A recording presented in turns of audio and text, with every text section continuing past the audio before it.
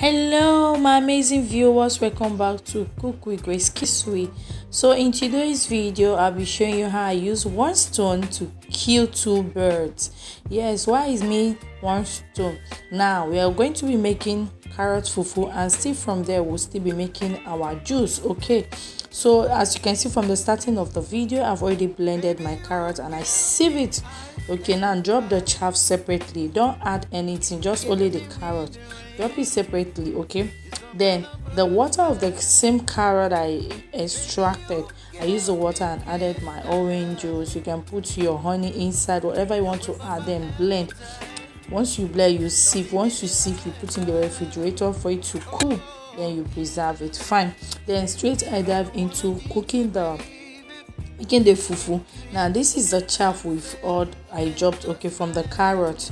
Now this same chaff you have to cook in the fire for like 10 minutes. Then you now add your oatmeal. Why I say oatmeal, or you can use anything that can stick in it. Cooking the carrot like that cannot hold firm, so you have to add something that has stickiness. So me, I will be using oatmeal. If you don't have oatmeal, if you have another thing that can hold something firm, is okay. Then I use oatmeal, and after adding it I add my oil so that it will not stick. Then add little water and stir.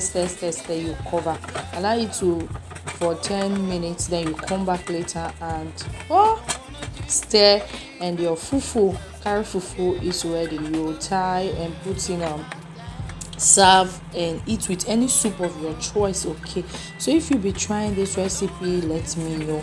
It's so yummy, and again, for those of you that want to lose weight, it's also good and very advisable, very nutritious for you to lose weight for your weight journey. Okay, I love you guys and remain blessed.